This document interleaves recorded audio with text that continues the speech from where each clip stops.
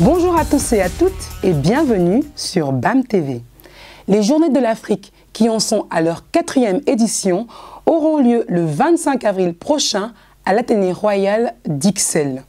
Ce projet, initié par le Parti socialiste et animé par mesdames Maria Arena et Laurette Onkelins, ont une importance de plus en plus grande. Plusieurs personnalités issues de la diversité et de la diaspora africaine y ont également pris part. Notre reporter sur place, mademoiselle Ange Tiendo, est allée prendre la température et interviewer toutes ces personnalités. Tout de suite, notre reportage. Ange Tiendo pour Bell Africa. Nous avons répondu présent à la conférence de presse mise en place par le Parti socialiste pour l'événement qui aura lieu le 25 avril, la Journée de l'Afrique. Nous allons maintenant interviewer différentes personnalités et personnages publics influents, ou un peu moins, qui vont nous expliquer en quoi va consister justement cette journée du 25 avril. Alors, aux téléspectateurs de Bell Africa, je dirais, venez, on vous attend le 25 avril dès 11 h à l'Athénée Royal d'Ixelles. Vous allez vous amuser, tout simplement, être bien, parler avec énormément de personnes de toutes origines, et notamment aussi des hommes et des femmes politiques ou des médias. Et puis, vous pouvez participer à des débats et préconiser ou décider de recommandations pour changer aussi positivement votre vie. Quel est l'objectif de la journée, justement ? Alors, c'est la 4e édition qui connaît de plus en plus d'ailleurs des succès parce que notre formule marie le débat et la culture. Donc, les Journées de l'Afrique permettent des rencontres, des débats et des recommandations pour que les choses changent en Belgique, qu'elles bougent au profit notamment des hommes et des femmes d'origine d'Afrique subsaharienne, et en même temps avec toute une série d'associations. Il y a des moments culturels, de la musique ou toute une série de formes d'art et d'information culturelle qui sont développées. Merci de répondre aux questions de Bell Africa. Voilà, Madame Molaï, par rapport à la journée africaine qui a lieu pour l'édition 2015, quelles sont vos espérances ? Nous espérons d'abord qu'il y ait énormément de monde. Ça, c'est la première chose, parce que vous savez que nous organisons ça chaque année. Et ce n'est pas par rapport aux élections, c'est justement pour une rencontre entre les politiques et la société civile et la communauté, pour que chacun puisse donner son avis et aussi les attentes par rapport au parti. C'est ça. En fait, c'est pas parce qu'il y a des élections le lendemain qu'on organise ça. Le téléspectateur de Bell Africa, je vous invite à venir à la journée africaine. C'est vraiment un moment convivial. Les ateliers, évidemment, ça c'est pour pouvoir tirer des recommandations qu'on pourra passer par nos politiques. Mais c'est aussi un moment de joie, de rencontres, d'amitié. Je les invite vraiment à venir le 25 avril et fêter ça avec nous. Je vais défiler. Ah oui, j'avais dansé puis j'ai fait un défilé. Voilà, j'ai fait les deux. Vous voyez qu'on est à disposition dans la bonne humeur. Alors, je ne sais pas, peut-être Marie pourrait donner quelques exemples de bilan. Tout à fait. Que nous avons pu réaliser suite à la dernière édition. Et puis, si les uns et les autres veulent dire un mot, ce sera bien entendu. Alors, pourquoi justement avoir réédité cette édition? On est déjà à la 4e. Pourquoi s'être dit, bon, on va retenter encore une fois cette année?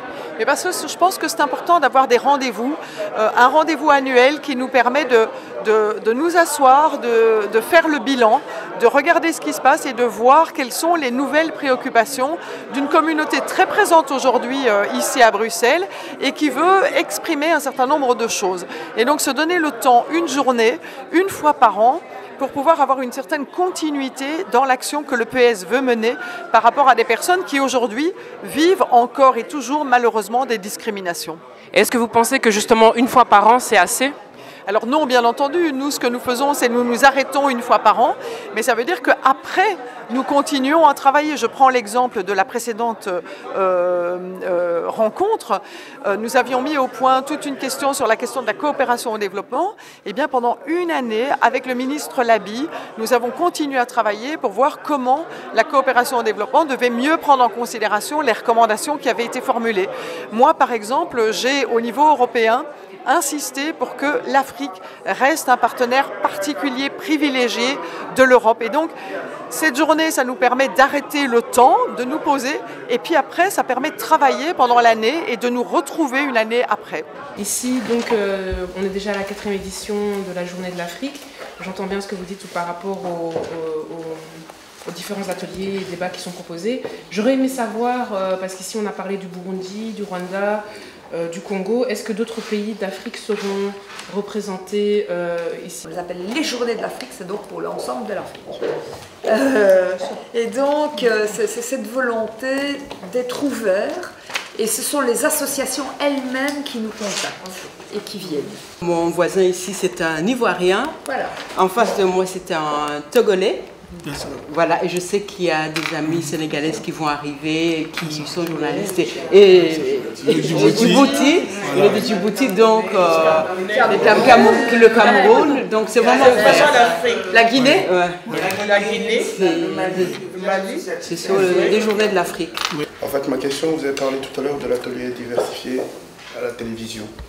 J'aimerais savoir un peu par rapport, vous avez dit que ça allait intéresser les journalistes que nous sommes, c'est qui nous intéresse notamment. J'aimerais savoir un peu dans cet atelier-là, qu'est-ce que vous proposez pour des journalistes que nous sommes et pour la plupart ici qui n'ont pas de ressources, de subsides, qui ne savent pas comment s'y prendre pour demander des subsides à l'État, soit parce qu'ils ne sont pas reconnus, soit parce qu'ils n'ont pas de carte des journalistes.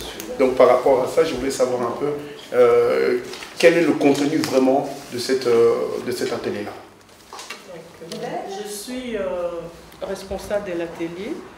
Nous aurons le professeur Yenga, Arthur Yenga, qui va faire un état de lieu de la diversité dans les médias, ici, plus précisément ici à Bruxelles et en général en Belgique. Et nous aurons des journalistes qui travaillent déjà dans les médias européens, enfin ici, qui vont pouvoir témoigner de leur parcours. Entre-temps, c'est pour ça que je voudrais qu'il y ait des journalistes comme vous qui veniez, parce que là, vous allez nous dire quelles sont vos attentes par rapport à ce que nous pouvons faire. Mais donc, ce que Guylaine dit est important. C'est vraiment, on espère qu'il y aura pas mal de journalistes ou de représentants du monde des médias pour faire d'abord un constat. Quels sont vos problèmes? Les personnes qui sont là vont dire les solutions possibles et puis il y aura des recommandations. Et ces recommandations, la présence du ministre Madran est importante parce qu'il va les relayer au niveau du gouvernement de la communauté française. On a intérêt à soutenir des réseaux d'information en ligne pour pouvoir aussi imposer la qualité. Parce que quand on soutient, alors il y a une charte et des conditions. Et donc voilà, ce sera une des questions qui sera évoquée à l'atelier. Donc j'espère que vous reviendrez à votre question à l'atelier. Avez-vous senti un changement après justement, c'est déjà ici la 4e édition, mais avez-vous pu ressentir un changement par rapport au bilan, à ce qui a été fait par rapport aux éditions précédentes? Oui, donc moi j'exige véritablement que suite aux recommandations, on fasse un bilan 1 an plus tard. Et donc, lors de cette édition du 25 avril prochain à l'Athénée Royal d'Ixelles, il y aura d'abord un bilan. Qu'avons-nous fait en 1 an suite aux recommandations de l'année passée? Et là, on va vraiment pouvoir, dans tous les domaines, justifier de ce que nous avons réalisé en matière de santé, en matière d'emploi, de logement, de culture, etc.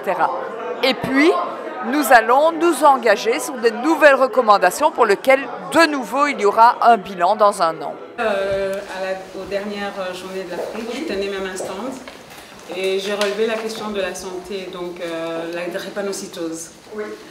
Et donc, voilà, j'ai relevé surtout la question de la demande de séjour NAFTER, qui jusqu'à ce jour n'est pas... on n'a pas trouvé de solution, quoi, parce que les médecins généralistes de l'Office des étrangers continuent à refuser en bloc les demandes 9 terres des drépanocytaires. Et moi, je suis malheureusement dans ce cas. En même temps, je ne reste pas les bras croisés parce que ça fait, depuis le mois de juin de l'année passée, je suis présidente du collectif Drépanocytose. C'est une association que j'ai créée et à ce jour, sur Facebook, il y a plus de 800 personnes qui adhèrent. Chaque jour, il y a des personnes qui adhèrent. On fait des activités de sensibilisation à gauche et à droite. Je le fais avec mes petits moyens du CPAS, parce que le CPAS m'aide quand même, mais je dois tout le temps me battre contre le nom et tout ça, les soucis administratifs à ajouter à ma santé, ça ne m'aide pas beaucoup. Déjà, je suis très contente qu'il y ait cette 4e édition parce que il y a eu des recommandations de la 3e édition en ce qui concerne la santé, comme on l'a dit tantôt, la drépanocytose, en ce qui concerne le sida, en ce qui concerne les problématiques qui ont été posées. Et on voudrait d'abord voir quelles ont été les avancées par rapport à la dernière édition. Et aussi, je suis encore plus ravie parce que cette année, il y aura une nouveauté en ce qui concerne l'emploi, qui est vraiment un grand problème pour les jeunes, pour nos jeunes, où il y aura Actiris qui sera présent. Et mes attentes, c'est que vraiment que les jeunes puissent trouver des vrais coachings, des vrais coacheurs et qu'ils puissent trouver même, pourquoi pas, de l'emploi. Qu'en est-il pour les autres communautés? Est-ce qu'il serait possible de réitérer ce genre de formule, ce genre de journée pour d'autres communautés autres que la communauté africaine noire? C'est toujours possible, mais nous avons fait cela il y a 4 ans et parce qu'il y avait une forte demande. Et nous ne le regrettons pas puisque l'an passé, il y a eu 250 inscrits et cette fois-ci, rien que par Facebook, il y en a déjà plus de 450 qui se sont inscrits. Donc il y a une vraie demande. S'il y avait des demandes d'autres origines, bien sûr que nous le ferions. Moi, je pense qu'avoir une journée où on se met autour de la table ensemble, eh bien, ça permet de mieux comprendre les réalités. Merci beaucoup d'avoir pris le temps de répondre à nos questions. Un petit mot peut-être pour Bell Africa? Eh bien, bonjour Bell Africa, bonjour à tous vos téléspectateurs, à tous vos auditeurs et merci pour la diffusion de cette information. Je vis que Laurette Onkelings a parlé de... Parce que moi, j'ai une association qui s'occupe de l'accompagnement des demandeurs d'emploi et surtout des jeunes de notre communauté. Et j'ai vu que dans les programmes du gouvernement bruxellois où nous sommes présents, ils ont mis en place la garantie jeune, c'est-à-dire tout jeune qui sort de l'école a droit à être accompagné. Et ça, vraiment, c'est quelque chose de très bien parce que le jeune ne va pas être habitué à avoir les CPAS, à avoir, je ne sais pas, des allocations. Non, directement, il est mis au travail. Que ce soit un stage ou un travail que le gouvernement subventionne un peu. Mais le plus important, c'est que le jeune rentre dans le monde du travail. Ça, c'est déjà un exemple. Aujourd'hui, plus qu'avant, les jeunes s'intéressent chaque fois qu'on doit parler de ce qui les concerne, on doit parler de leur avenir, parce que l'avenir, c'est eux. Nous sommes encore presque en début d'année, donc le temps des résolutions est encore là pour pouvoir avancer. Et à on ne peut pas faire les choses, c'est à plusieurs qu'on avance. Et le slogan du Parti socialiste, plus fort ensemble, est encore aujourd'hui plus que jamais d'actualité. Merci, un grand merci en tout cas. Merci. J'ai gardé votre carte comme... Une dernière question, enfin non pas une question, mais plutôt un message que vous pourriez passer justement à nos spectateurs web de Bell Africa. Ben, les spectateurs web de Bell Africa, je peux déjà dire qu'ils suivent une bonne télévision parce que vous prenez la peine de venir vous intéresser aux problèmes de l'Afrique et vous représentez, vous êtes vraiment dans votre rôle et je vous félicite. Maintenant, aux spectateurs, je peux leur dire, venez à la journée africaine qui va se passer ici très bientôt le 25 avril. Une conférence riche en couleurs. Je tiens encore à remercier notre reporter sur place, Mademoiselle Ange Tchendo et son caméraman Saïd. Je vous donne rendez-vous très bientôt pour une prochaine édition. Merci de nous avoir suivis.